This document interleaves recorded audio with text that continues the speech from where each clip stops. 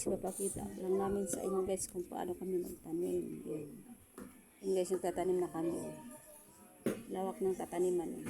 Mga 1 hektarya siguro yan. Yan po ay nilagyan na siya ng insecticide. Binabad na siya.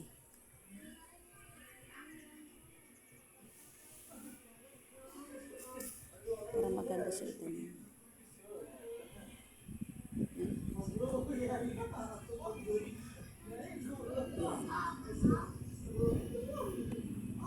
Ayan guys, kung nagustuhan yung video, i-share na at i-like na po. Bye. Salamat po sa panonood. Thank you very much.